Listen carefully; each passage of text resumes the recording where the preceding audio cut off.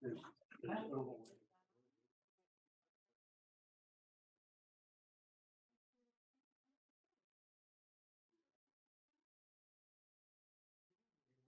the regular meeting of Westminster Mayor and Common Council meets here at City Hall on the second and fourth Mondays of every month. Please note that council meetings, although open to the public here at City Hall, are also available and streamed live on the city's YouTube page, as well as the Community Media Center channel and website. Now begins we do every meeting with the Pledge of Allegiance, followed by a minute of silence. Pledge allegiance to the flag of the United States of America, and to the republic for which it stands, one nation, under God, indivisible, with liberty and justice for all.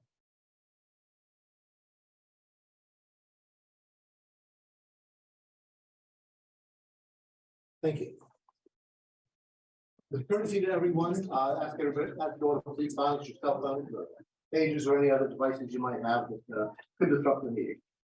Copies of today's agenda and the entire information package the council will be using are available online on the city's website, and there are hard copies here in the front of the room for anybody who'd like to have one, a copy of the agenda rather, to follow along. So we've got a presentation tonight. Before we get into that, we always have a guest list. We usually have a guest list from McDaniel College. When Dr. Jaskin took office, she said that she was going to try as often as possible to send a member of her staff out here to give us a report on what's happening up on the Hill and to take back information on what's happening in the city to the college leadership. So tonight, we're pleased to have Julie Fisher, the Associate Vice President for Finance at College. So. hello, thank you all for having me here today. Not much additional going on, and probably wasn't after the last meeting. We had a Minute Students Day the other weekend. It's Women's History Month, so we do have an award ceremony next week, and on March the 29th, they're having a women's owned business expo during the day. And that's everything. Great, thank you for joining us today. Thank you. And now it's time for our regular quarterly report from Magic. And Mr. Dodge, you still the chief magician of Magic? Is that what are you? Executive magician. Thank you. All right, have you again. We'll just stand. That's fine. That's good. All right, so actually we're going to be doing a catch up of 2 quarters because we missed the last quarter. So this is 6 months worth of updates. For those, for the uninitiated, Magic is a 501c3 nonprofit organization based here in the city of Westminster. We have different programs that attract workforce, students, entrepreneurs and startups, investors and funding, industry volunteers and mentors, and it helps us to output economic development, workforce development, startup acceleration, and startup investing. Our vision for the city of Westminster can be encapsulated by the hashtag Silicon Main Street, where we believe that this is a technology-driven economic development plan for Westminster to reverse the flow of commuters, to lead to net positive job growth and increase in city revenue, and while all the while creating a sandbox infrastructure for technology innovation to thrive. The quarterly reports that we track for the city include a number of sponsors participating in special events. In the first quarter, there were 0. In the second quarter, there were 7. First quarter for us is July, August, September. Event sponsor revenue was again low in the first quarter because of the summer ending, but second quarter we had $5,520. Stakeholder revenue generated. This is a loosely defined term, but basically these are kind of like anyone that's not offering us a grant or any kind of program revenue or sponsorship, so like donors in this case. $450 in Q1, $10,950 in Q2. We submitted 3 grants each in both quarters this past 6 months. We had almost 100% success rate, with 2 of them being only 1 not being awarded. The first quarter, we had $95,895 awarded through, mostly that's from Knorr Brink from their Global Care Grant. And then in Q2, we had $55,000. And then for multi-year grants, 0 for the first quarter, but $90,000 in the second quarter, which is 30 times 3 over 3 years from the College Foundation. And then number of volunteers from venture capitalist startups and tech companies, we had 4 in Q1, 10 in Q2. Number of outreach meetings held with the city, with Westminster-based CEOs, 5 and 3. Number of outreach meetings held with business CEOs outside the city, 5 and 6. this is also part of our outreach in terms of getting CEOs to understand what we have to offer you.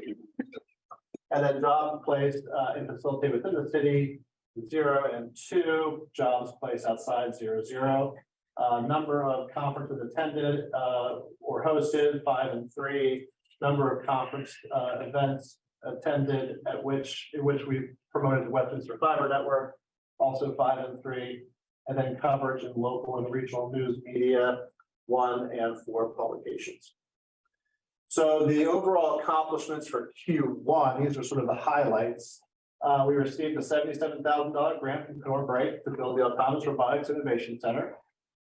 6 sensor technologies donated 2 smart LiDAR sensors to ARC. This is our new Autonomous Robotics Innovation Center. We were awarded $8,000 from Truist Foundation for our Big Data Boot Camp, which teaches data science and Python to students online. We welcome 2 new paid interns from Winters Mill High School, Katie Selmer and Marie Overman. We welcomed Lindsay Franey from the North Break to manage its board of directors. We completed the esports arena project for the city of Westminster and McDaniel College, presented by our Johns Hopkins University PhD candidate, who was part of an internship program with Magic this past summer. Many of you were in the meeting where he presented this result. And then we hosted an online safety seminar at Carroll Lutheran Village. This was an extension of our grant funding we had received last year from the Gula Tech Foundation based in Carroll County. Q2 highlights, we were awarded a $30,000 grant from Carroll Foundation specifically for the Autonomous Robotics Innovation Center. That's on top of the $90,000 multi-year grant that we received from them. So we actually received a $120,000 commitment from Carroll Foundation. We received $10,000 each from a large engineering firm called TY Lin, and then from Homer Gas and Electric, and a $25,000 grant from the Department of Housing, also for the Autonomous Robotics Innovation Center. So you can see a trend here. A lot of people excited about the Autonomous Robotics Innovation Center.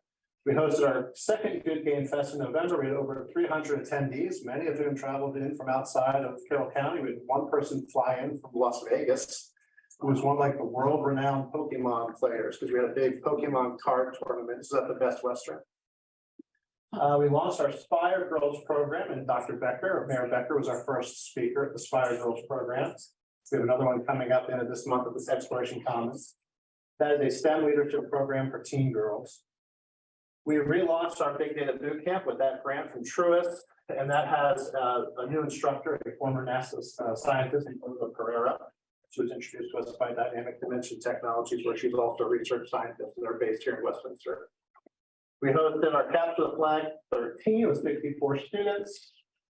We launched the Entrepreneurship Exchange Program. So this is really exciting. For those of you who don't know, Westminster is a sister city with Pi Day. How did you all say it? PIDA, okay. PIDA, Estonia. And so we have been in touch with different representatives of PIDA Estonia, mostly through their technology universities, one being Taltech, the other one being the Estonian Entrepreneurship University of Applied Sciences. And what we have set up is a program by which we have student developers at these universities who will now be developing apps for our local entrepreneurs here in Westminster. So if we have someone who has a technology app-related idea, they don't have the means to build themselves or the know-how, we have teams now in Estonia that will help them build that.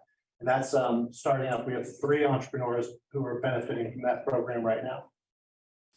We sponsored a $10,000 grant for Westminster-based Nurse Links. That's their founder right there. Judith Walker. So what that means is we actually are members of this association called the Maryland Business Innovation Association. Through that program, TEDCO, Maryland's venture fund, provides funding to them to give away basically as non-dilutive grants to different tech startups. And so we nominated Judith Walker in Nurse Links, which is based here in Westminster, and she received it. So she is now not only the recipient of those funds, but we then found her a developer who could actually build the entire app for her. And she's one of the people that's getting the access to the Estonian students.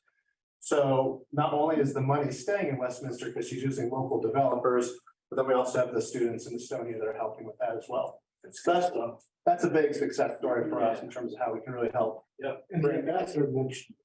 Who was that? The ambassador. Oh, really? You mentioned he was here. Oh, excellent.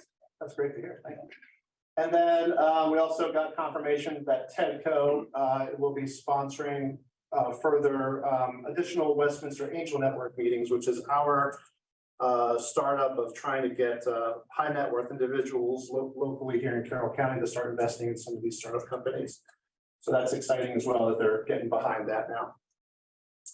These are some of the logos. These are the logos of the sponsors and partners that have all contributed in some way, shape, or form to this new Autonomous Robotics Innovation Center.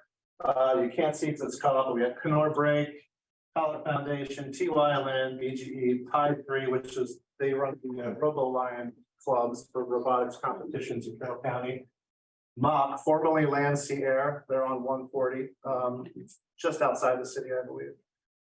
Six Sensor Technologies, I think they're based in New Jersey. Instrument Controls Inc., Mike Brecker, I don't think anyone knows Mike. Yeah, so he helped the windows in the old garage had these like steel things that were like levers to hold the windows up. And a lot of them are missing, so he cut new ones for us. Dynamic Dimension Technologies, Modern Comfort helped us with the HVAC. They came in and basically brought it up to code for us. Ting, Carroll County Public Library has now since donated, I think almost close to 32 all-in-one Dell computers for the students to use in that facility. Gizmos Art donated, I don't know, over 100 feet worth of railroad tracks, Lionel gauge railroad tracks because our Ducky bots are going to interact with trains. That's why Kenora Break's involved in all this too. So we're going to be bringing autonomous robotics with railroad intersections and model trains together. Baltimore Robotics Center in Baltimore donated a bunch of materials for us, and then Gear Up Maryland donated to Ducati go-kart. Our students will be converting to be autonomous EVs.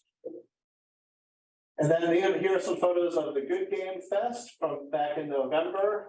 Several of the, we had different tournaments. The tournaments were the most popular part of the festival, although we also had seminars on what it means to be a good gamer and sort of gaming health and mental health and gaming. Lots of vendors from all over came out for this as well. So we really hope that the next one's going to be even bigger and better than before. So what's coming up next is, of course, we're still focused on getting the Autonomous Robotics Innovation Center opened up.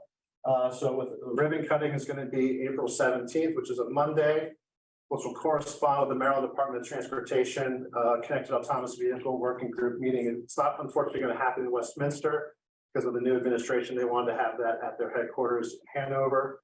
But a lot of the members have already RSVP'd that they will come to Westminster after the meeting. So that's exciting. So I think we have about 16 people from that group. Do you know when that's going to be?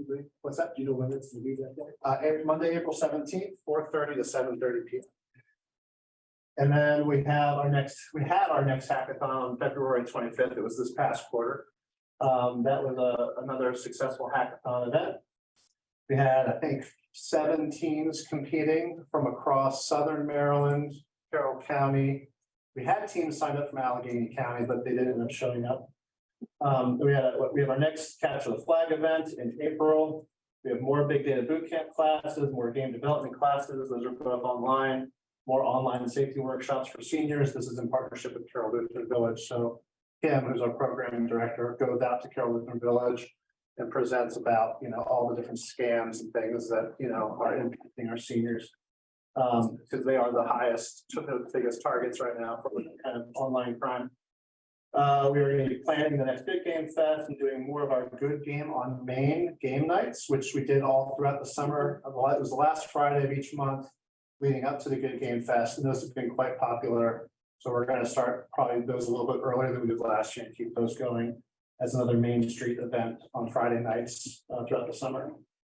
And then, of course, we'll be applying for the fiscal year 24 budget request from the city, and then updating our reporting metrics. And I put that in there because when the reporting metrics were created, I think it was before I joined with Magic. I want to say with a former council member had specific things in there that they wanted to put in that may not quite align still with what we're doing, like the stakeholders revenue. It's an unclear metric for us. So we want to sort of work with you guys to define the right metrics for tracking and doing our reporting. So, and that's it. Any questions? Right, that's great. Any questions for Mr. Mr. Rogers? So mine's not gonna be questions, mine's gonna be comment. And you know, I've been here since the very beginning with Magic, before it even existed. And there was some pushback even then to start it. There has been pushback at times on and off over the years, depending on who's up here. You know, whether we should be funding you or not. A lot of, I mean, this is just awesome stuff, and it makes me proud that, you know, along with my colleagues, that we've been supporting it. And I mean, this is one of the meatiest reports I think you brought to us in a while. Not that they all haven't had stuff in them, but there's just a few things up there that I know you had to get through this quickly, and we could spend a lot of time. You got some good stuff going. I'm really proud of you. I'm really proud of what you guys are doing, and proud that we're a part of it. And great timing for you to have to bring your budget request to us with a report like this. So I'll leave it at that. Thank you very much. Thank you. Like anyone else? So we should talk about, you know, how the city could help you direct. You know, if you need any help with the new administration in that. Because I think, you know, a lot of folks are be exciting about what's happening here, and they don't know enough about it. We should have that conversation. I forgot to mention, I was asked to testify in front of the House Ways and Meetings Committee by Fedco on behalf of their $500 million Equitech Fund and Commission, which is meant to help support rural entrepreneurs. That's why they had to come out and testify. Well, they're good people to be part of this. Yes. That's a good thing to have. $500 million is real good. Yeah, right. But Petco certainly is. Yeah. So that's okay. Very good. Mr. President, Yes, Ms. Emma. I'm wondering, does Magic know when you'll be ready to, looks like you've got a ribbon cutting for the Autonomous Robotics Innovation Center. Do you know when you'll be hoping to move in there? Well, I mean, hoping to get the programs up and running. Probably, No, I mean, actually physically move in there, start getting that up and running. oh, we're in there now. Yeah, we're physically in there now. Do you know that? You're in there now? I'm not sure we've completed all the planning process on that, which is why I was asking that question. Oh, okay. Let's talk after the meeting maybe, or tomorrow. Okay, Or sounds good. you got that sorted. So then when are you planning to get it up and running then? We'd like to get some sort of summer programming, like a little summer camp or something like that. Okay. Thank you, Mr. President. Thank you. Yeah, let's get that fixed and taken care of. All right, thank you, Mr. Dodge. Great to see you again. Good night. All right, move on now to the next item on our agenda, the approval of minutes. We have minutes from the meeting of the Mayor and Common Council on February 27th, 2023. May I have a motion to approve the minutes? I'll make a motion to. Okay, motion by Ms. Gilbert, and second by Mr. Dayhoff. All those in favor, please say aye. Aye. Those opposed say nay. The ayes seem to have it, and the ayes have it. Report from the mayor, Dr. All Becker. right, thank you, Council President Pecoraro.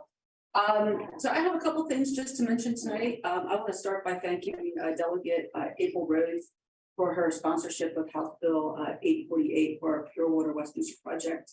We touched on the Senate bill briefly at our last meeting, but myself, Council President Pecoraro, Councilmember Hoff, along with city staff have been back and forth to Annapolis quite a bit over the last 2 months in working to secure a path forward for our water reuse project. I appreciate all the support that we have from our delegation on both through Senator Reedy and then through Delegate Rose as well as all the hard work behind the scenes by Council members Kabachi, Gilbert, and Dayhoff in promoting Pure Water Westminster.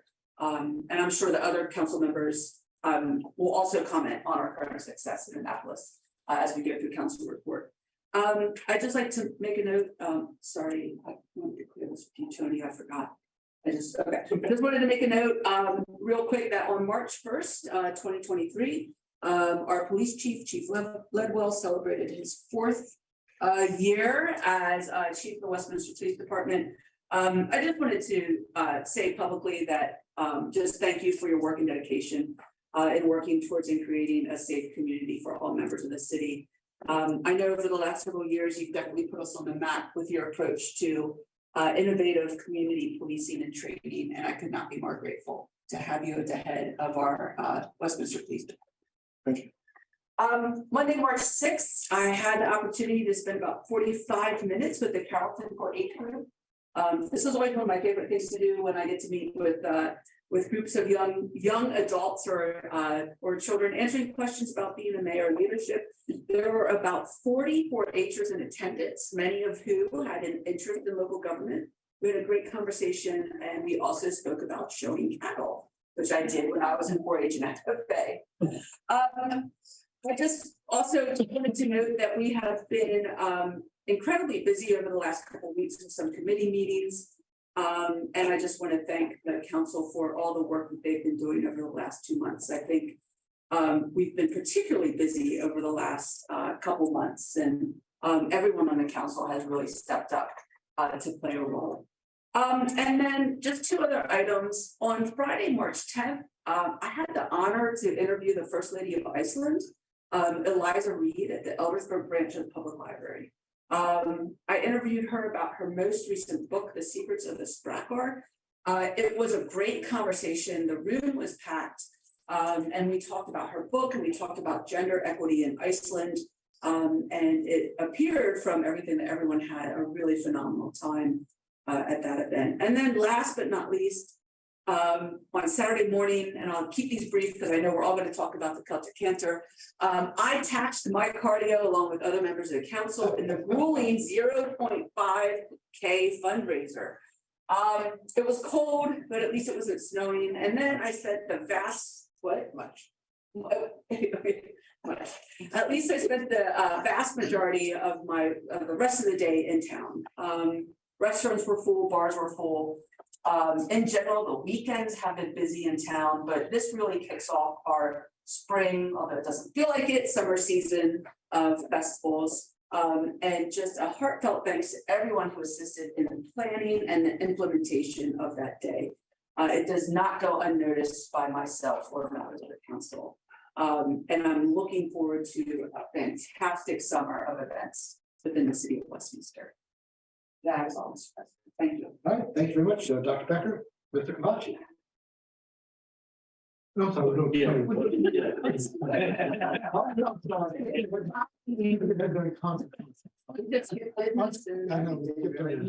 I apologize. I'm so entranced by. I usually Thinking don't about- read this much. Sorry, Mr. Deva. It's time for you to give our usual report of the Arts Council. That was a wonderful report by the mayor. It was. And I like how you were keeping Councilman Kavachi on his toes down. I'm up on my screen. I was ready. I would have assumed that you were ready. Arts Council. The Arts Council will be celebrating its 20th birthday this April.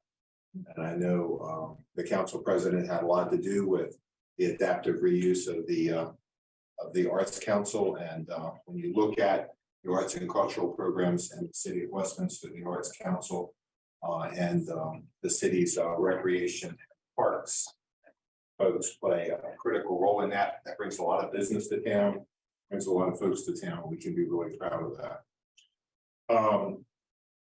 The Peep Show is coming up. Peep Show's March 31st through April the 10th. And they've got some sort of a program, I think it's called the Peep Show Passport or something like that. To they're going to hide peeps in various stores, and folks need to go to the various stores and find the peep. It's encouraging folks to shop and go downtown, and we're really happy about that. Art in the Park's coming up. Art in the Park's coming up on June 3rd. Hopefully by then it will be warm. And that always brings a lot of folks to town also. Attendance is really spiked at the Arts Council. Follow the Arts Council's website for more exciting information. And that'll be my report, Mr. President. Thank you. Thank you, Mr. DeHaan. Economic and Community Development, Mr. Hawk. Thank you, Mr. President. Just to note that we were originally scheduled to have a meeting this Friday. We've had to move that. We had a staff conflict, and we'll be rescheduling probably towards the end of the month. So staff will be reaching out to all the committee members to set up a new time. Thank you. All right, thanks, Mr. Hall. On behalf of the Finance Committee, just let everybody know that we have our next meeting scheduled for March 30th, and begin looking to that work on the budget. Personnel, Ms. Gilbert. I just want to draw everybody's attention to our website regarding city positions. We have several positions available as we are nearing summer camp season and the opening of our new pool. So there are additional positions that are up on the website that normally would not be there. But we are nearing and needing to fill those positions. So please check the website, and the applications and the job position and descriptions are there. In addition, we have police entry level and lateral police officer positions available. So those applications are there for those positions also. Thank you. Now, Mr. Kavachi, public safety. There you go. So on the 6th of the month, Chief Ledwell attended the second quarterly Police Accountability Board meeting where he provided the board with the 2023 Q1 statistical information to them, as well as discussed several logistical matters. The state put a lot of things in place related to this that were not particularly well thought out. So we're trying to muddle our way through managing some of these things, and I think the chief is doing a really good job of getting us through it and helping them get through it as well. But it's a rocky start because the state didn't do a very good job planning this out. Anyway, on the 9th, the Westminster Police Department offered certified police officer. Is it Trevino? That's how he says it. Trevino Elliott, a job as a lateral hire police officer, which is always nice because they can ramp up quickly. Elliott is scheduled to start on the 27th, and he'll be attending a 4-week comparative compliance police academy. So he'll get up to speed with the laws within the state and the county and the city, things like that. On the 14th, which is tomorrow, members of the WPD will be facilitating Carroll County Chamber of Commerce Leadership Carroll Justice and Law Day in collaboration with partner agencies. And that should be a good time. Leadership Carroll is a really good opportunity to get in front of folks that typically are going to be in leadership type positions in the community. So it's good that you guys take some time and work with them. Is it a whole day event, Chief? That's right. Yeah. So I thought. On the 17th, police recruit Stephen Winkler will be graduating from the Carroll County Sheriff's Office Training Academy, and then he will subsequently begin his field training and evaluation program. And then lastly, Councilwoman Gilbert already touched on it, but it's great. We do have 2 new folks rolling in, but we do need more.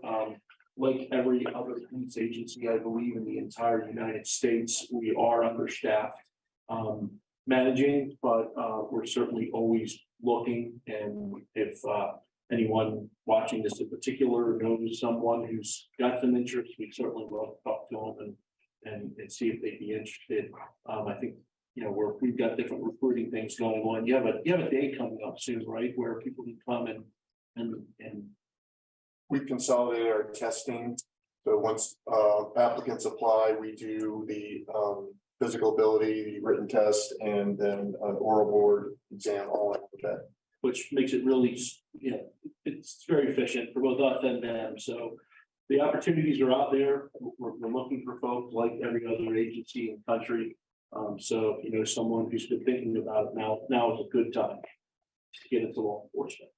That is all I have, Mr. President. All right, thank you, Mr. Kavachi. And can you go with the report on Public Works as well? I can. Public Works Department spent a lot of time and effort, as they always do, for all of our activities. I know the mayor alluded to how wonderful of an activity the Celtic Canter and the pub crawl and all was. It was a wonderful day, but those things just don't happen without all the kind of behind the scenes work that the Public Works Department does making that happen. So they spent time getting that set up, time taking it down. We're certainly appreciative of that. Also, the Public Works Department installed new picnic tables over at City Park. I actually have seen those a couple of times. They were very nice. And I had to actually eat lunch on them once, with my granddaughter, so very nice. Yeah, exactly. The Public Works Department, milled and paved 158-foot patch on Dover Lane. That's quite a pothole to fill. And they cleaned up storm drain inlets on Sullivan Avenue. So that is it for Public Works, Mr. President. All right, thank you.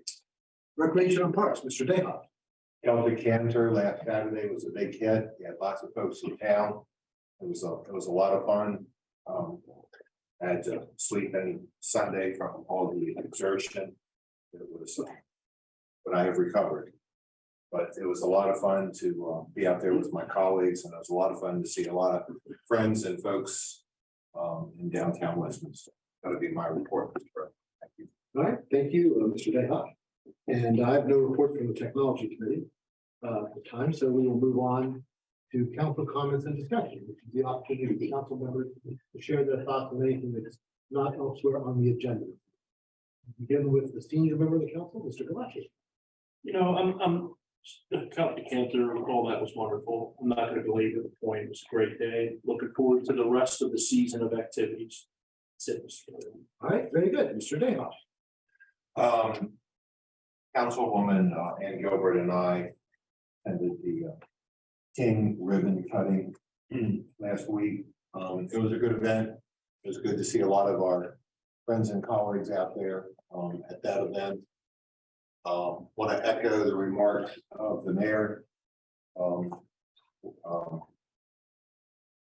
Congratulating the chief on his 4th anniversary and all the hard work. The chief has brought a lot of really innovative things to the city of Westminster, to really put us on the map. I want to echo the mayor's remarks. When a lot of the police reform stuff came forward, we had already adopted all. He can't wait. A lot of the other initiatives, the police reform initiatives, we had already adopted. So I want to thank the chief for that, and also want to echo the mayor's remarks about the sense of cooperation with the delegation to Annapolis, the Carroll County Sheriff's Office, the Carroll County government, the commissioner from District 3 at a town hall meeting the other day, and Councilwoman Gilbert sat up front with them, and I thought that was pretty cool. That was good stuff. The sense that, you know, we have to work with everybody pretty closely, and we do a really good job with that, and we set an example. Thank you, Mr. President. Thank you, Mr. Dayhoff. Ms. Gilbert. I wanted to extend a thank you to Commissioner Tom Gordon. On Wednesday, March 8th, he held his first town hall meeting at the Bureau of Aging, and he invited Councilman Huff and myself to represent the council. Councilman Huff took care of the morning session, and I represented the council in the evening session. It was just refreshing to be a part of a meeting with the county commissioners. I was excited to be part of yet another step the city and the county are doing together to enhance the communication, not only among us, but with citizens of the city and other elected officials. It was a really nice evening. So thank you goes out to Tom. I also attended along with Councilman Dayhoff the King ribbon cutting. It was quite a delight and a fun evening, and their space was bright and colorful and full of balloons. I was there with my grandson, and apparently I was supposed to take a balloon home with us, but that didn't happen. So I might have to go back and visit some other time and grab a balloon. The last thing that everybody else was talking about was the Celtic Cantor. And again, even though Ms. Gruber is not here, she knocked it out of the park again for another wonderful event, along with the delightful swag that we received in our little bag. I believe Council President Pecoraro took home the prize for the most resemblance of a leprechaun. And Councilman Huff took the prize for taking advantage of the tail end of my foot recovery and whizzing past me in that to win the race. And I have to say, the little leprechaun run, I took part in that with my grandson, and he ran and walked the whole entire little run. So he was excited that he kept saying, I'm running. So near the end, I had to bribe him with ice cream, but we made it. And afterwards, I was happy to see that all the downtown restaurants had plenty of waiting. There were like an hour and a half waits to get in and grab a table. So it is quite the evidence that our events do bring business to not only our downtown restaurants, but some of the restaurants on the outskirts of downtown. So I'm waiting for the wine straw. And that's all I've got. Mr. Hobbs. Well, my only comment about the Celtic Canter is that it was another fantastic event, and again, just shows what a great job our Parks and Rec staff and all the support they get from our police department, as well as streets department and public works to put on these events. I'm hard pressed to think of a city that's our size that puts on the kind of quality events that we consistently put on. So another fantastic job. And I too am looking forward to the wine show. The mayor touched on, the mayor and myself were down on March 1st for the House side bill. We were voted out of the Environmental and Transportation Committee. And we are actually, I was just texting with Delegate Rose. We will actually be on the House floor tomorrow for first reading for the House side bill. So that's good news to know. The second reading. Thank you for clarifying that. It's the first reading when it goes to committee. Thank you, President Carroll. It's a little bit more familiar with the history, all the processes that take place. I've been learning a lot. But again, I really appreciate all the hard work that has taken place related to our water reuse bill, as well as some of our funding requests that happens from our standpoint, but also the staff standpoint, because there is a lot of hard work that went into that water reuse bill, and all the technicalities of working on the language, and that's the real testimony to our city administrator, Ms. Imholtz. And also the people at MDE have been incredibly supportive of us. They were even at the subcommittee hearing and speaking in support of our bill when we were in subcommittee. So I really appreciate all the support of staff, as well as our partners at MDE. That's it, Council President. All right, thank you, Mr. Hoff. I'll just add that going to Annapolis legislation is not something that the city often does, but since we had to do it this year to get this moving, when it was, and we realized that they might not have the authority to do what they needed to do to move our project forward. Glad to see how the elected officials and the staff have rallied. Thanks to Ms. Imholtz as well for all of her good work on this, and I think the city's made a pretty good showing as we've gone down there. I'm glad to see it moving so quickly, and we really appreciate the work our delegation has done, particularly Senator Reddy and the Rose to move this along. So that's terrific. And my congratulations to the chief. It's been a good 4 years. His role as leader of the department, as well as his years as deputy before that. So it's terrific to have that happening. And we should probably find out what everybody else did that versus on. Thank them in turn as well. He put it left out when we get to his anniversary. So anyway, I have to say something about the Celtic Canter. I know we talked about it a lot, but it was a very different environment than last year when I think we were virtually the only people running in 5 inches of snow. So it was nice to have a big crowd. For what was billed as a fun run, and it was fun. And we can't give our neighbors a reason to laugh at us and then laugh at them later on. What good we're doing, but I have to say, on the order of finish, that Mr. Hoff did seem determined. He bolted ahead of us. I valiantly stayed with Ms. Gilbert. Yes, you did. To keep her company. Mr. Dayhoff, tumbled along behind the two of us. But he kept it up, and then I have to thank the mayor and Mr. Kavachi for making sure that nobody was left behind. And bringing everybody in, so that was true. We might have stopped along the way for several. Well, that's our. Yeah, We were. Please to come back out and finish it with you. that's true, yes, yeah. And with that, we'll move on to unfinished business. There's no unfinished business of which I'm aware. Is there any unfinished business before the council? Hearing none, we'll move on. We have one bid this evening and we'll turn to Ms. Zimholz to fill us in on that. Zimholz. Thank you, sir. Mr. Dick is gonna give the staff report for this. Mr. Dick? Thank you so much.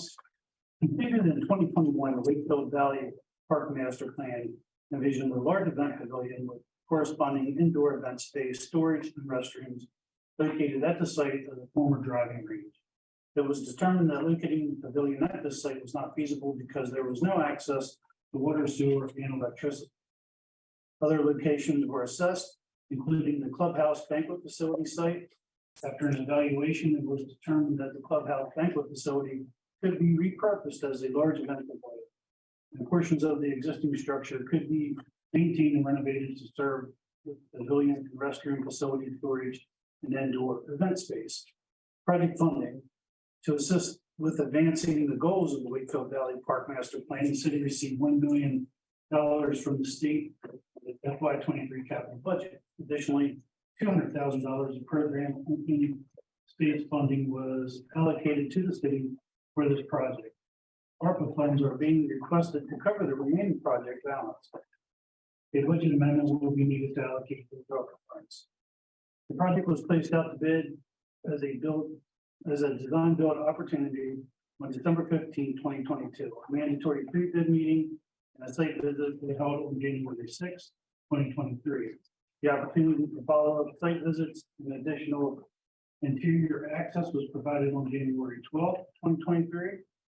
All bid submissions were due 2 p.m. on February 10, 2023. The city received 6 submissions. The bid results are reflected in the table as follows. Wickersham Construction Engineering Inc. with a total bid of $3,171,528 with a net alternate of minus $400,000 for a proposal total of $2,771,528. Jeffrey Brown Contracting in total base was $2,315,826 with an added alternate with adding $576,390 for a total of $2,892,216. Building Concepts total base bid was $2,371,500 with an $896,900 added alternate for a total of $3,268,400. Keller Brothers Inc. had a total base bid of $6,598,825 with an added alternate of $400,000 for a purpose total of $6,998,825. Builder Guru Contracting had a base bid of $7,902,725 with no add alternate for a total price of $7,902,725. Myers Building System base bid was $8,440,000 even with no add alternate for an $8,440,000 total. After careful reviewing of all 6 bid respondents, city staff invited 3 companies back to present their concept for repurposing the clubhouse / banquet facility into an event pavilion and community building. One of those 3 companies was the leader in experienced design capabilities and project understanding. This company demonstrated a thorough understanding of the goals of this project and the opportunities and constraints that exist with this type of facility retrofit. Wickersham Construction and Engineering Inc. presented a thoughtful and dynamic conceptual design to capture the primary benefits of the project, as well as the highest and best use of the space. Staff recommends that the Mayor Common Council accepts the bid from Wickersham Construction Engineering Inc. for $2,771,000 $528 for the design build of the Wakefield Valley Park Event Pavilion and Community Building, as further described in the bid documents. In order to execution of the associated contract. We have the contractor here to do a small presentation, so I'd like to introduce Mr. Hartman.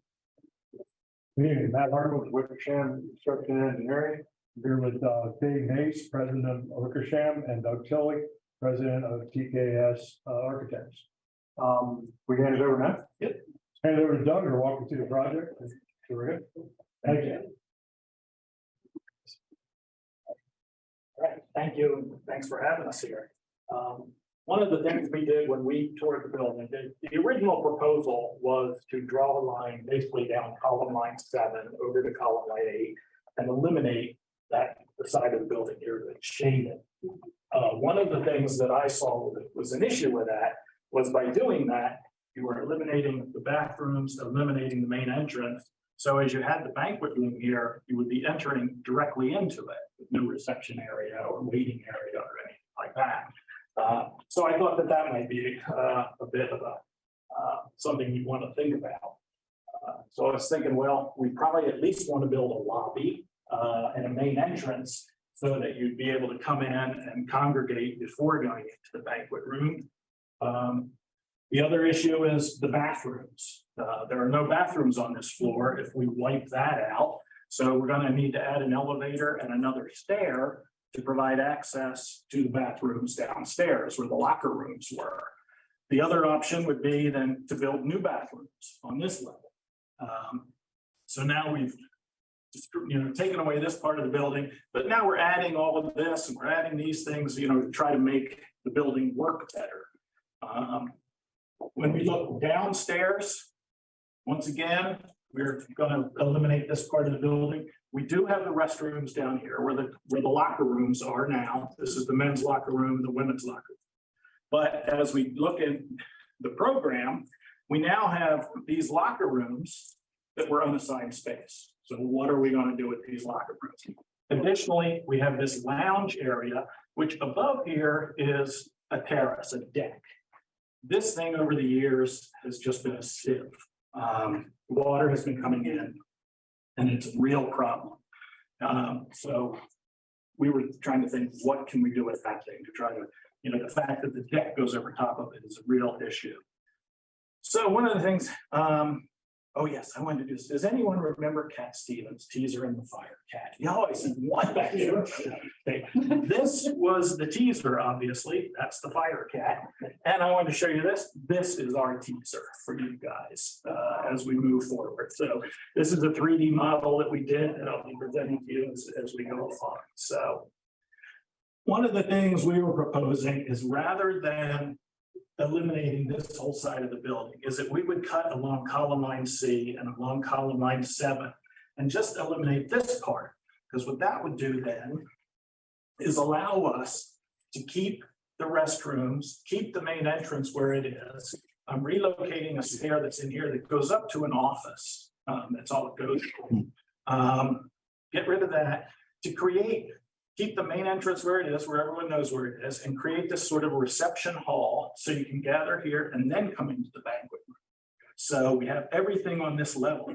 The other thing, by opening this up to be the pavilion, I'm figuring we put some windows across here and you could look down into the pavilion and things like that. So the kitchen that was there would become a catering prep kitchen. There's not going to be any hood or ovens or anything. It'd be for caterers to come in, prepare meals to be used in the multi-purpose room if that's required.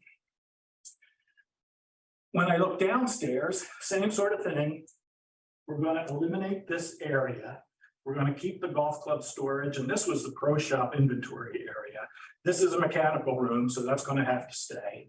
And then I'm thinking we just, if you excuse the term, nuke the lounge, just get rid of that thing. So by doing that, then what we have downstairs, we have the open pavilion area, and then what was the golf club storage could become pavilion storage, where we put tables and chairs and things like that would be brought out. Mechanical room remains. The stairwell that went upstairs originally was an open stair. We'll enclose the stair, so You know, if you're upstairs and you're coming down, you can do it. This could be locked and stuff, so you can't go up to the banquet room. What were the locker rooms would make meeting rooms. Create large bathrooms where the restrooms were before. We don't need showers. We don't need all that stuff. So we're creating large new restrooms, and then of course, getting rid of that lounge. And what this does nice is that now we have the meeting room upstairs, the banquet room. We have 2 large meeting rooms down here, so we can become a conference center. You know, let people, if they want to have exhibits upstairs and have seminars downstairs, you know, you could even use the pavilion area on nice days, things like that. So the other thing that's nice by getting rid of this lounge and stuff is that if we have people just using the pavilion, we can have these doors unlocked and they can have access to these restrooms. Or anyone using the park. Like without, yeah, keep the meeting rooms locked off. But they can have access to the restrooms, you know, and use the pavilion. If we have folks that are using the meeting rooms, we unlock these doors and have access to the.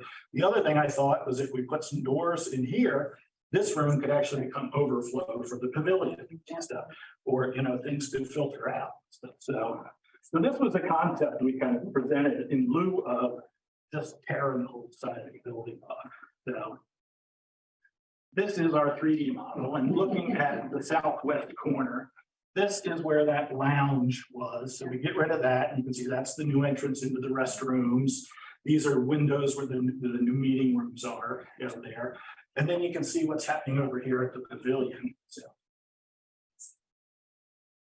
swinging around a little bit more, you can start to see what's going on here.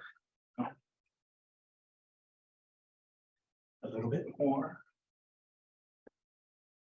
A little bit more.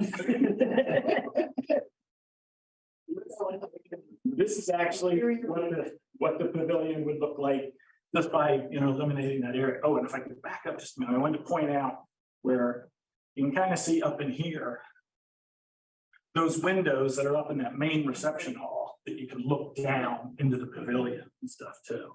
And then you can also see back in here where those doors are from that meeting room that we could use to spill out. So, yeah, and then this would be the pavilion.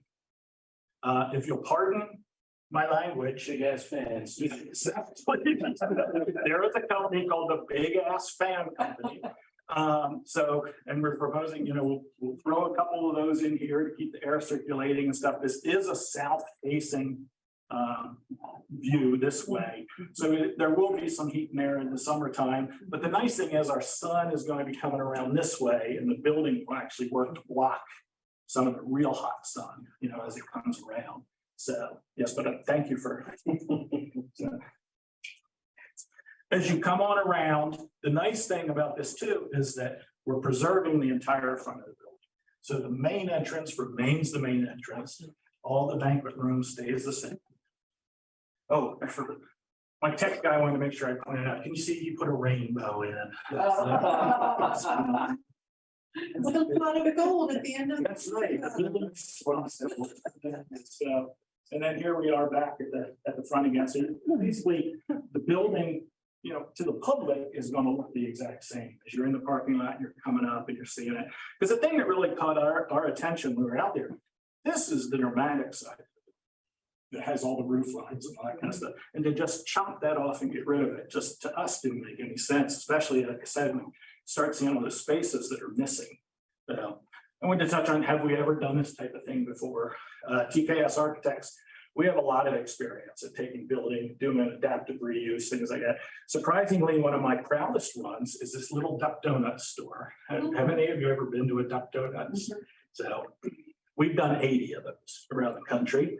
But this was a Verizon store, and we converted to that to look more like a beachy sort of, you know, store, stuff like that. Old warehouse that we converted into, you know, but anyway, one of the projects we're working on right now, which is very similar to this, if you will, it's a 35,000 square foot. It's a church, but it's more like a cathedral. It's in Sunbury.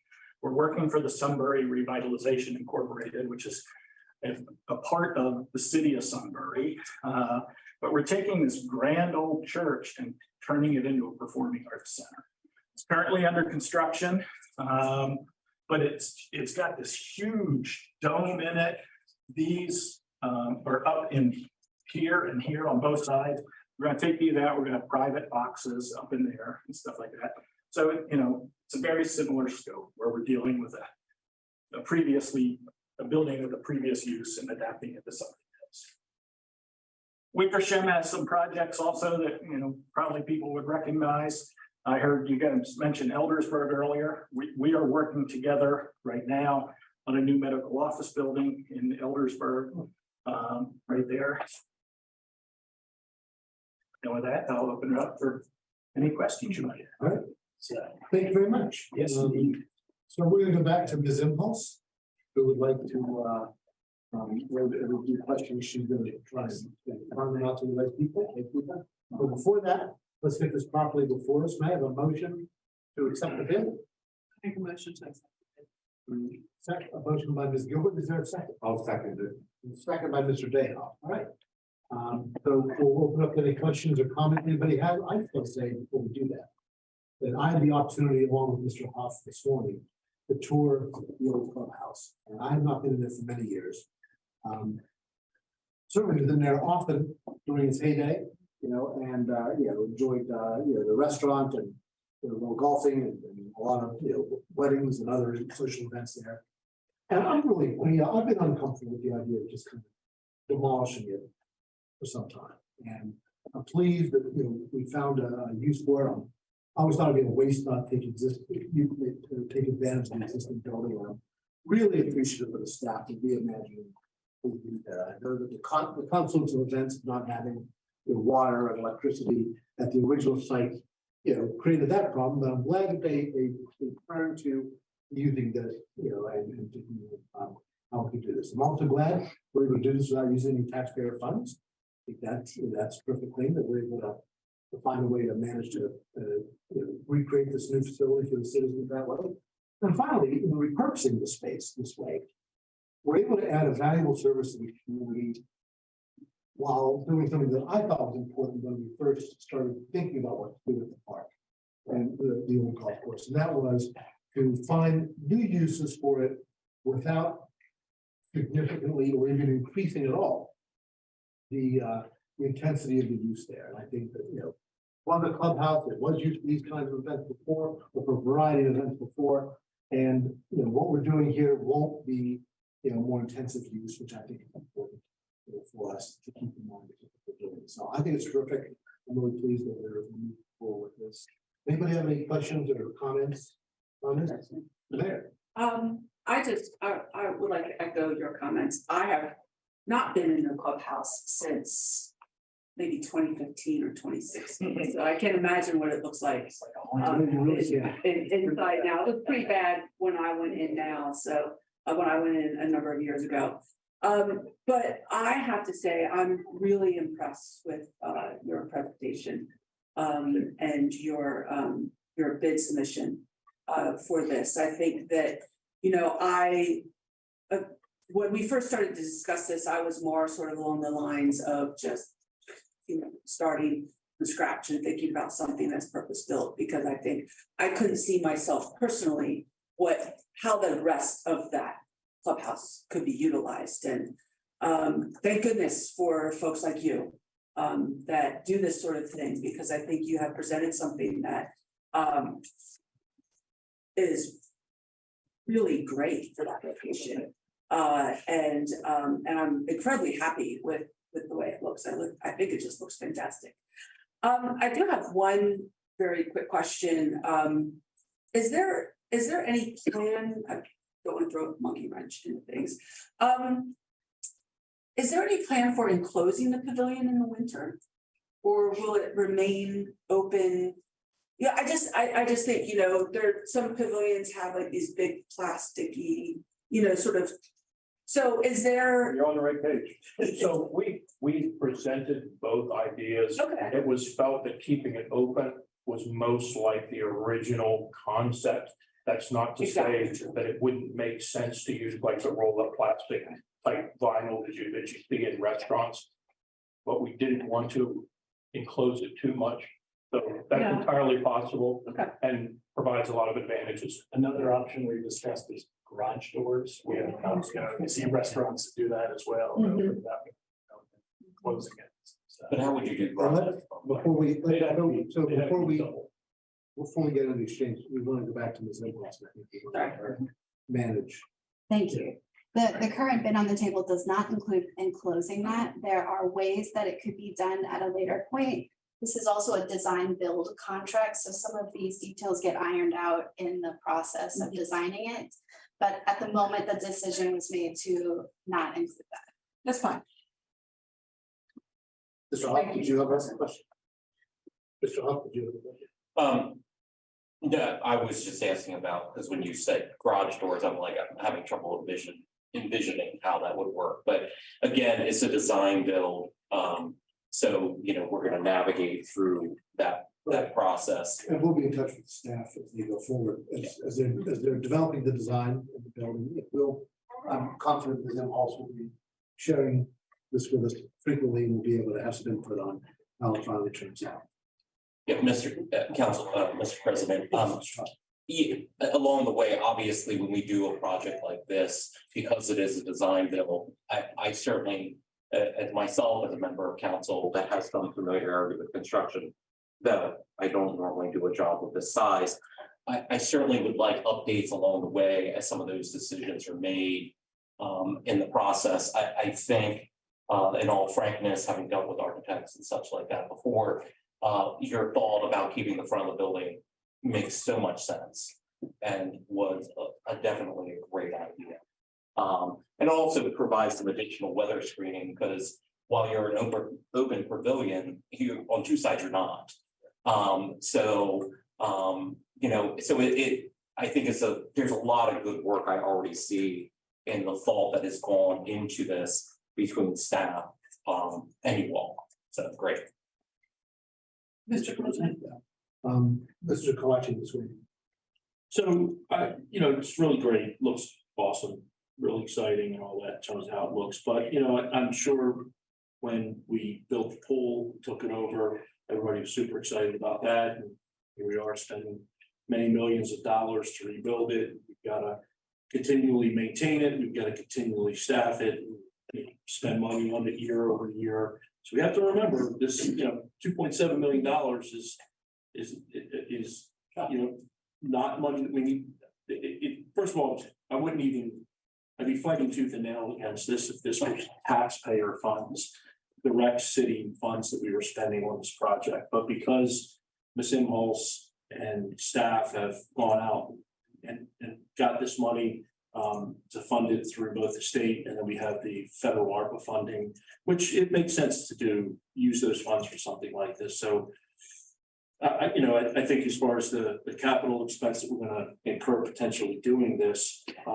not being taxpayer funds, I don't have to stand up here and jump up and down as to why we shouldn't do it and use city taxpayer funds. But I think it's really important that we understand that there is going to be ongoing costs that are going to be incurred for this, both in year over year expenses just to have staff and you know, electricity and water, and all those things are going to cost money, and they won't be inconsequential. I asked Ms. Imholz to put together, what you call it, a back of the envelope. Back of the envelope. Kind of, because we really don't know, and this is happening a little bit quickly. So, you know, I don't think we're going to have two penny numbers, but you want to tell us what you came up with and what that amounts to? And I'd like to discuss that just a little bit, but I'd also, Mr. President, let me go through a few other little things as well as what you did. Is that okay? Sure, right.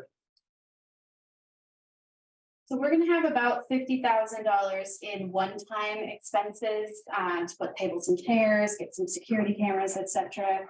And then back of the envelope means, from my perspective, as best guesstimate we have, the utilities are a question. We're using the Arts Council building as the basis for how we're developing our utilities costs. But we don't have a facility that is top of the line with everything up to date. So it's a bit of a guess a little bit, but with utilities and security and cleaning and potentially an event planning type contract position in order to help manage the building and bring in entities who would be renting it, et cetera. We were looking at about $90,000 in our estimate, so an estimate of somewhere between $90,000 and $125,000 as an ongoing operational cost, I don't think is out of the realm of possibility. Now, of course, there will be a rental fee schedule that will come before the council at some point when we have a better understanding of what that might look like. It is my hope that this would be as close to net neutral as possible. But you know, some of that is dependent on quite a few things. So that's sort of the picture we're looking at right now. Thank you. Mr. Levy. Thank you, Ms. Olson. I know we had an opportunity to talk a little earlier today on that, and she went into a little more detail with me on those numbers. And again, it's a lot of guessing, but I think she's being reasonable in how she came up with them. But I do want to say, you know, I think it's critical that it is absolutely net neutral in its operation. I realize when it comes to capital expenses, it's going to be challenged to get it there. Fortunately, it hopefully will be a while before we have too many major capital expenses coming up, but they're going to happen.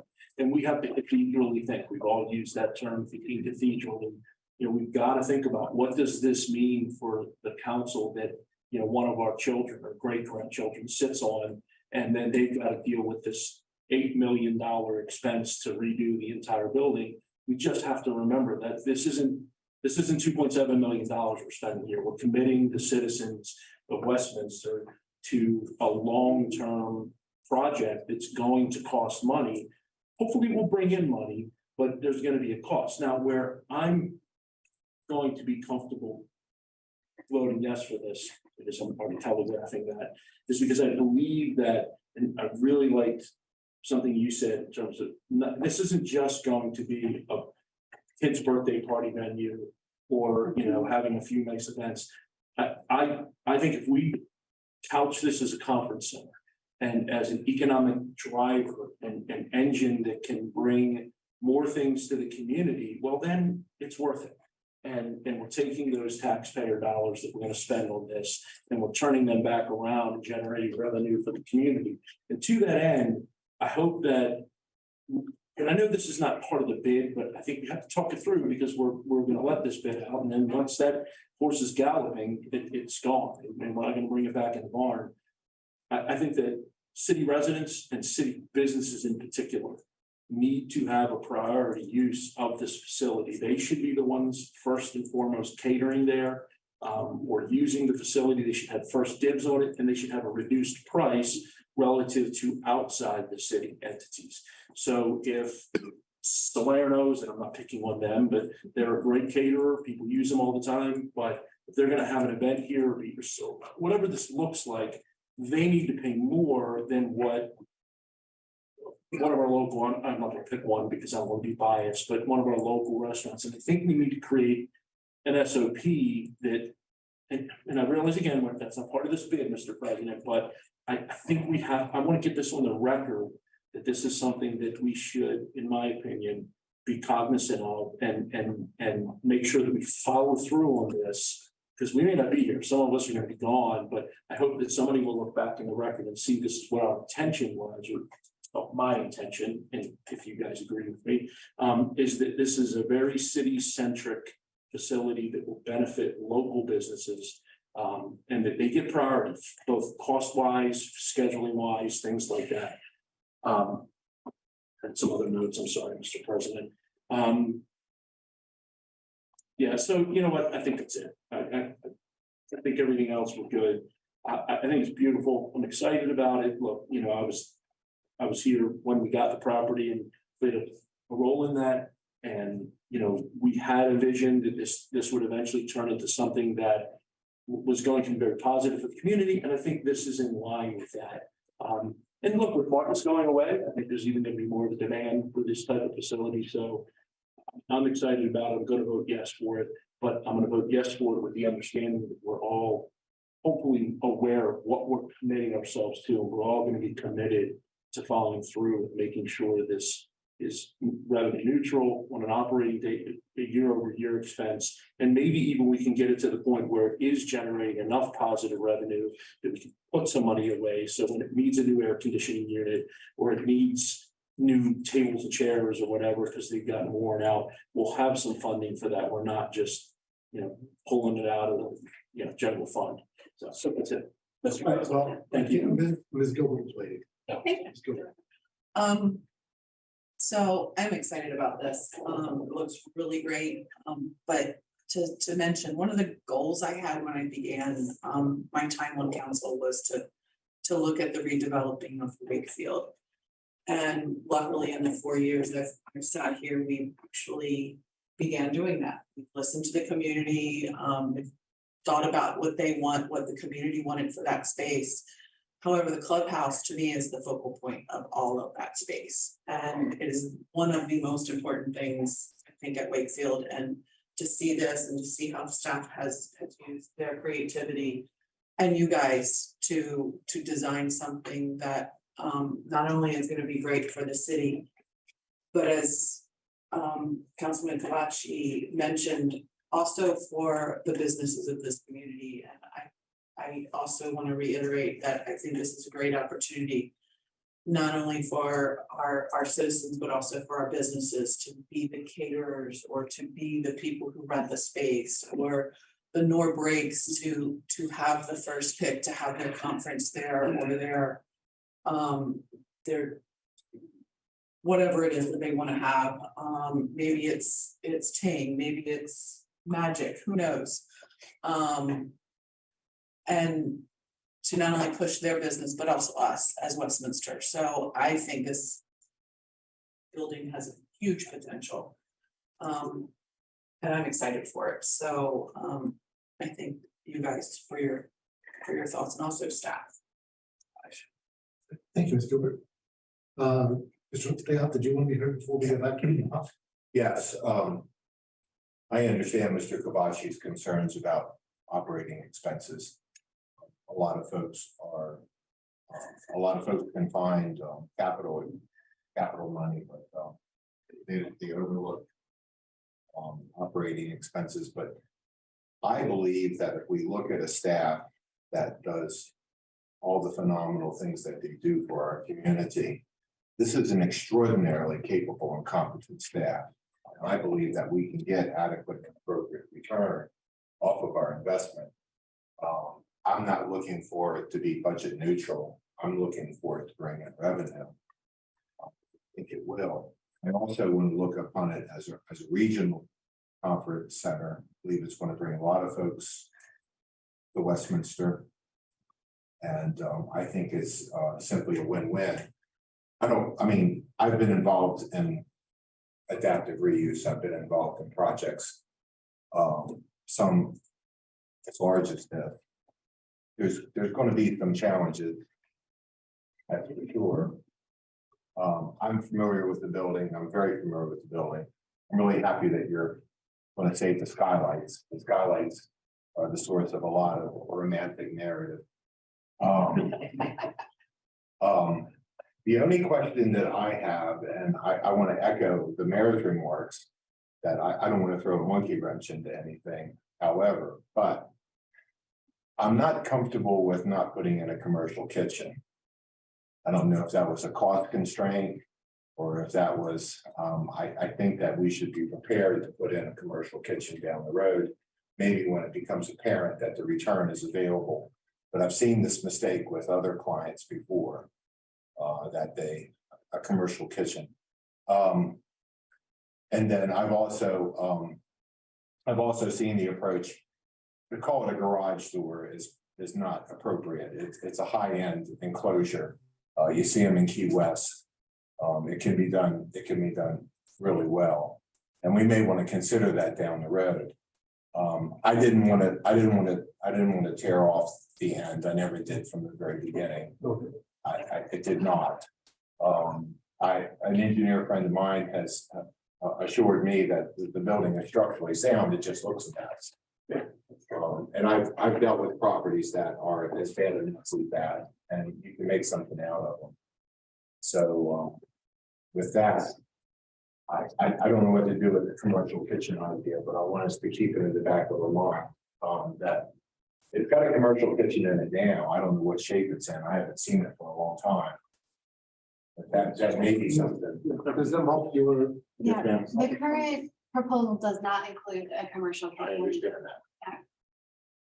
But is the kitchen area big enough that we can put a commercial kitchen in it later? Because I remember that kitchen, you're not gonna make the kitchen any smaller. Okay. We're keeping the kitchen the same size. It's a commercial size. Right. Yeah, so we might be able to address that down the road. Well, Yes, sir. yeah, we can have some conversation about that. Yes, sir. Yeah, I think as we think about this, the scope of what we're telling what the community to understand is happening here is that it's it's a facility of limited scope. We're not going into, competition with other people doing bigger things, right? And we agree. So we can talk it through later, but let's just keep that in mind for now. But our social contract, is that we would not do a more intensive use. Right. And I wouldn't suggest that. Yeah, I want to maintain that social contract. It was a very busy conference center though. It was very busy, and it was a regional center. So with that, unless Mr. Kavachi needs some. Anyone else have any? Well, I think Mr. Hoffman did. So I just have a couple additional comments. While I agree with Mr. Kavachi about net neutral, I do think we should be realistic in that probably. I would imagine that it might take a little bit to get there. Because it's gonna take a little while to ramp up, because this is a new endeavor. So I agree with Mr. Kavachi. I would like long-term wise, this to be net neutral. I'm not gonna jump up and down. It's not much neutral within the first year or two of getting it up and running. Or, obviously, if it's making money, that's even better, And I agree with Mr. Kavachi from the standpoint that there should be, I think we need to think through the technicalities of, as he said, city residents kind of being first in line. Because obviously, if I'm outside the city and I'm scheduled an event, once I'm scheduled the event, you're not gonna bump me or a city resident, because that just is not fair. And we want to make sure that, we're appealing to a broader range of people for that center than just your city residents. Because I would imagine that other people would have use of it. And it'll be a nice conference center, but it's going to be limited in how it can be used. Because for instance, some conferences, you need much more rooms than this is going to have. So it kind of depends on the nature of the conference you're doing. And when I look at this as we navigate exactly how we're going to develop the use of this, I will say this, not trying to take anything away from the Parks and Rec Committee. But this really feels like a hybrid situation because there is definitely I'll just stake my little bit of claim here. There's an economic and community development aspect to this particular project. So I think as we're kind of navigating, how we're going to actually use space and all of that, I think in all fairness or all reality, that probably involves a little bit of both of those committees. Because it's certainly in the Parks and Rec realm, but also with what we're trying to do here, what potentially is going to be happening here, it feels kind of economic and community development. Now, maybe the other council members feel differently than I do, but I'll just throw that out there. Again, overall, that building has been sitting there for quite some time. Personally, I haven't even been on the council for 2 years yet. But Wakefield is a huge project. I think it is great for us to be able to make some significant progress by moving forward on this. I'm definitely excited for, doing the trails as well. I know we have stuff in the works related to that. But I'm very excited to see, what this whole park is going to look like in 2 years from now, 4 years from now, and 6 years from now. Because even on my short time on council, we have made a lot of progress towards making this a reality. So that's it, Mr. President. All right, thank you, Mr. Hawk. I think everybody's had a chance to weigh in on this now. Anything else, closing comments from the staff? Was there anything you want to add? No, thank you. Very good, thank you. Great. Mr. Very President, good, Mr. Cavali. one last thing that we echo what Mr. Hawk said, it's really where this falls. We're now in the catering and / event hall business. We have to recognize that. We got into pool business. We're in the Thank you, Mr. Hawk. I think everybody's had a chance to weigh in on this now. Anything else, closing comments from the staff? Was there anything you want to add? No, thank you.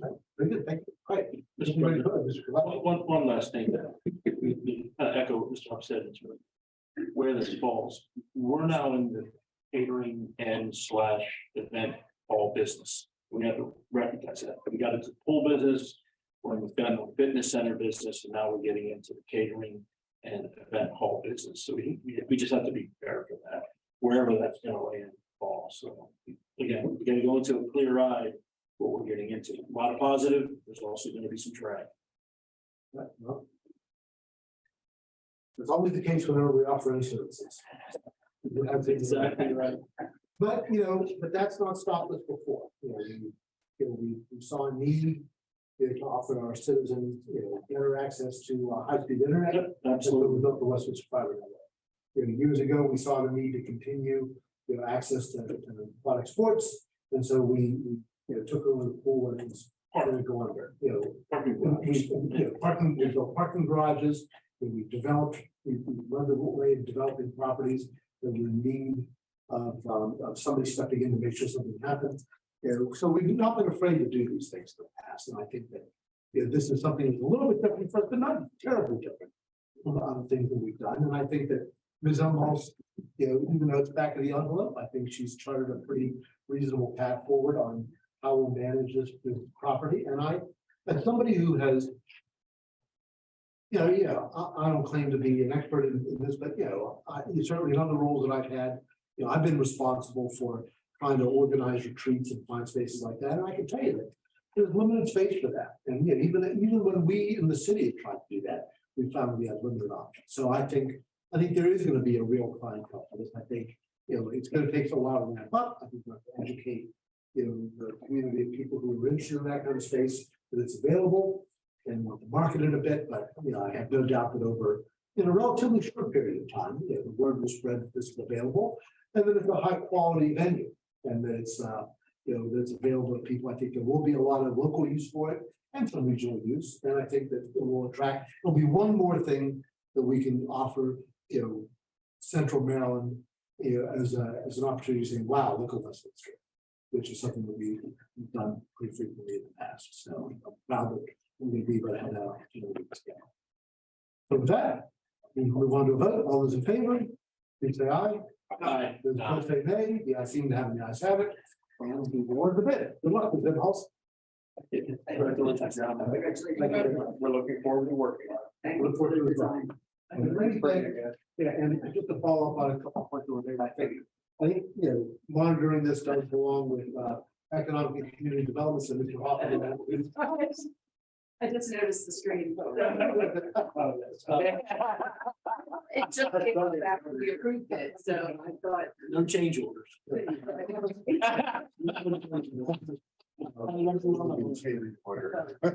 everyone. So what is this? I'll ask to talk to the economic community development, because I think it is a community development project, take the lead and kind of oversee, what's happening, report back and make sure that, Okay. Ms. Gilman. I just wanted to add, there was a point in time we didn't have strolls in downtown Westminster. There was a point in time, there probably wasn't a recreational facility. We are in the gym business, we are in the stroll business. We have a staff in all of the departments that are absolutely amazing, and we have an amazing city administrator. I do not doubt that even though we're now gonna be into a catering kind of business, I guess, to add to all the others. That we won't do it with 100% effort, 100% success rate. And that at some point in time, I foresee that it will become a profitable business, and it is going to be something that I think, again, what people will look at Westminster and say, wow, look at what they're doing again. So, there's my positive Pollyanna look on it. Thank you. All right, well, I think we're throwing that up. Gentlemen, thank you for coming tonight. You're welcome to stick around and watch the rest of the show, or you can leave. You'd like to get home. We don't mind if you leave. It's fine. We have one item under new business. We go into a closed meeting, and for that, we'll turn to Mr. President, I'd like to move the common council to adjourn into a closed meeting at the conclusion of the May and Common Council meeting of Monday, March 13, 2023, in accordance with the general provisions article of the annotated code of Maryland 3-305B subsection 7 to consult with counsel to obtain legal advice. Thank you, Mr. Kavachi. Is there a second? Second. With a motion by Mr. Kavachi and a second by Mr. Hawk to go into a closed meeting at the conclusion of our regular meeting. All those in favor, please say aye. Aye. As opposed to nay, the ayes seem to have it, the ayes have it. And we will go into that closed meeting when we are finished here tonight. Now it's time for departmental reports. Ms. Inhouse. Thank you, sir. I want to thank the mayor and council for the vote tonight to support the Wakefield Clubhouse. We were in a position to make that happen in a very efficient and effective way because of a lot of decisions that this council and the council before you made in order to get us there. And you know me, I like to celebrate a win when we've got one. In 2019, we established, I say we, I wasn't here then, but the city established the master plan. That process, I'm sure, was very difficult. And that set up Wakefield in a way that future generations like me could go find money and implement. So thank you for those of you in this room and those of you who are listening that worked hard on that particular planning process. We've gone after many grants. We've talked about that. Going after all those grants and being very thoughtful in the way that we've allocated the ARPA funding has allowed us to be prepared for an opportunity like this that we can, take advantage of. And then the staff have been working together so well in all departments that when we came up to the problem of not having enough water, not having water access rather at the site, we initially thought that we would put the pavilion. The staff was able to quickly pivot, come up with what I think is even a better solution than the original one, to capitalize on efficiencies. And all of that is in place because of all those small decisions that you've made along the way and over the last few years. So thank you for your constant support, for thinking, as Councilmember Kavachi mentioned, in a cathedral kind of way. I like to use the term legacy projects. Thank you for thinking forward like that and getting us in a position so that we can capitalize on these opportunities. I'd like to take just a moment to talk about the canter from Saturday, because as you notice, I'm representing the Recreation Department today. We've given Ms. Gruber the evening off. Any chance we can give her a little time break, we try to do that. And the Monday after an event is sometimes the best time to do that. For those of you who are listening and for Mayor and Council, staff had to get to the site, start preparing for this event at 4:30 in the morning. And while none of them would say that out loud, I want to take the opportunity to say it to you. We have an extremely dedicated staff, some of whom live out of state, but still consider this community their community. And any employee who's willing to show up at 4:30 in the morning is a community member in my mind. So I want to take the opportunity to thank the Recs and Park Department, the Public Works Department, and the Police Department. The Celtic Canter is an enormous event. We don't think of it like that because it's not necessarily a stroll, but we are hosting running races that shut down an enormous part of town. We're hosting a festival, and then we're also hosting a bit of a pub crawl. So it is a day's event that takes up an enormous amount of staff time. So I want to thank everyone for doing that. It was quite cold on Saturday too, so we had people standing outside in the freezing cold, and I want to thank everyone for that. You'll also notice that I'm representing the finance department tonight. And I just want to let you know that we are hard at work preparing the budget. If any of the council members have any exciting budget items that they haven't mentioned to you yet that they would like to be included for consideration in the fiscal year 24 budget, please let me know as soon as possible, as we are starting to make some of those decisions now. And we'll set the schedule with the finance committee for April. So far, so good, which is great. Nice to have a finance director budget together. All right, we're gonna start now with the Human Resources Department. Ms. McCullough?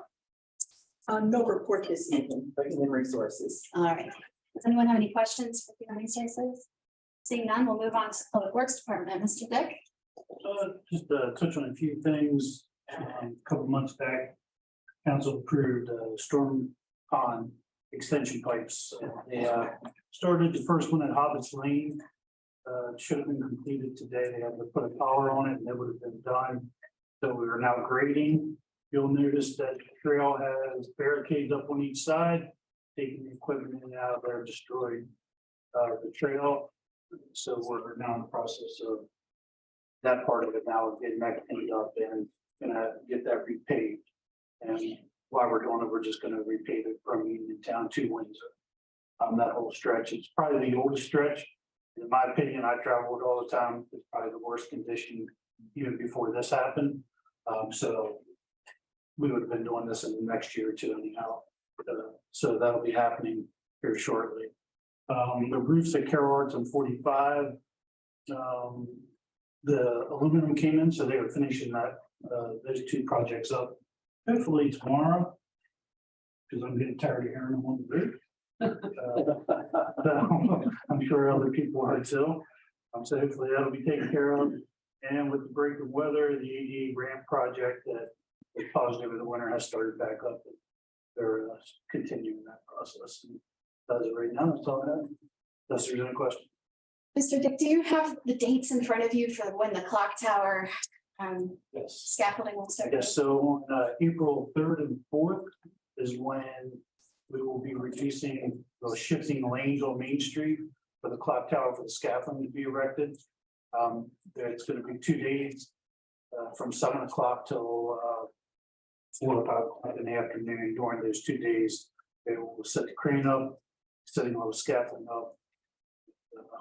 We're in the process now of all the business owners notifying them. And so that'll be happening actually right around the corner. But we did get a traffic control plan brought in and we got that approved, so we will maintain two-inch traffic. Is it also? Yes. Can we get an idea for the street improvement program, the streets that are gonna be under repair during the season? So if you recall, we went to bid for pavement management. Is that what we're asking about? Yep. We went to bid in the fall and the world was still upside down then and the prices were out of control. So we made a decision to not pave this year. So we have in the upcoming fiscal year 24 budget, an additional $1 million that we're preparing for. And we would like to go to bid for that in May or so that we'll plan to, if all goes well, kind of do both at the same time in July. So we'll be right behind schedule, might even start in June because we still have money this fiscal year. Right. So we'll be slightly behind schedule, but we'll catch up right away. Right. But Yeah. when you have an idea, they'll show us the streets that'll be commission what the street. Oh, the actual streets. Yes. Of course. People have this all. People have this all the time. Sure. Absolutely. I'll send that out. to you. Mr. President. Please go ahead. Could we possibly make those streets do a public service announcement or on Facebook and so that people actually, other than this, We should. asking us, but I think it would be nice if we let. Yeah, we should people know so they understand. That's been helpful in the past. Mr. Hall. I just out of curiosity, what is the estimated timeline for the clock tower project? That should be done August, end of August. End of August. Okay, thank you. One final public works items, as many of you have seen, the lights have come down from the trees. That is everyone was sad about that, although I'm excited for spring to get here finally. We have to do that to allow the trees to continue to grow, and if we left the lights up, then they would grow around the lights. So the lights, assuming that gets adopted in the budget next year, or I find someone else to pay for it, those will go back up in October. Okay. For the season. Does anyone have any other questions for the Public Works Department? Seeing none, we'll move on to the Planning Department. Mr. Depot. Thank you and good evening. On March 16th, the Planning and Zoning Commission is scheduled to review the draft 2022 City of Westminster Planning Annual Reporting Information. This essentially is taking all the operating report information from the Community Planning Department and package that into one report. We provide that to the county. They then take the other jurisdictions and come up with a countywide annual report. They will also be reviewing the City of Westminster's chapter of the Carroll County Water and Sewer Master Plan Triannual Update for consistency with the City of Westminster Comprehensive Plan. This was adding CIP water and sewer projects to the master plan. This was an oversight that Ms. Emhoff realized, and by adding these CIP projects, we can actually benefits us to go for grant funding for those projects. If they are not listed in this document, it makes that somewhat difficult.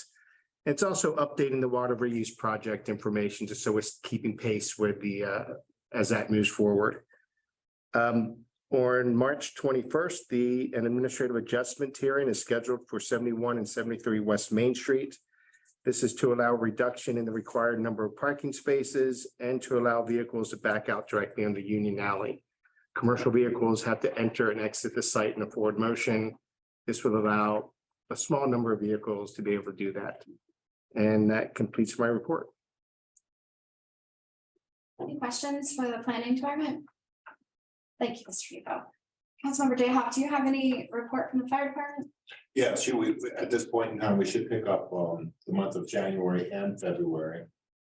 The total calls for the month of January were 647. EMS calls were 553. Fire calls were 94. 358 of those calls were inside the city limits. 237 were just outside the city limits. The one statistic we're always worried about, overlapping calls. 57% of the time when you called for a medic unit from the City of Westminster Fire Department, we had to use an outside agency to come in and help us out because all our medic units were allocated. Let's look at February. For the month of February, we had 555 calls. EMS was 458. 97 were for fire. 297 of the calls were in the city limits. 198 was in the first due area. Overlapping calls was 51%. Unless there's any questions, that'll be my report. Thank you, Mr. Muller. Hearing no questions, we'll move on to the Housing Department, Mr. Brown. Oh, okay. Any questions for the Housing Department? We will circle things up with the police chief. Good evening, Mayor and Council. We did have a bicyclist who was struck on the 8th while crossing over Route 27. Hit by a truck and unfortunately died of his injuries. When we have a serious collision like that, we always minimally mark the scene so we can go back and do a reconstruction. So the Carroll County crash team is doing that reconstruction, and then they will follow up with a finding and any potential follow-up action after that. Our patrol bureau officers caught a suspect who stole a purse from a family. And were able to return it with all the contents intact. They were appreciative of that, so that worked out well. PFC Kevin Shinaki took possession of our new canine, which is a yellow Labrador. I believe he's in Leo. And they will begin a 6-week training program in the near future. And that's all I have. If there's any questions. Any questions for the police chief? Mr. President, that concludes the departmental reports. Right, very good. Well, thank you, Ms. Imhoff. Final item on our agenda is citizen comments, when we invite the public to address the mayor and council on any issues that pertain to tonight's agenda or any other meeting. For citizens not attending the public meeting, we invite you to send us your comments or concerns via email at comments@westminstermd.gov. All comments received by email will be shared with the mayor and council. We ask commenters to please include their address and phone number with their comment. We don't really have anybody here in the audience tonight to invite to address in person other than those who already done so, so we'll move on from that. Say that concludes our agenda for our regular meeting. And our next regular meeting, we held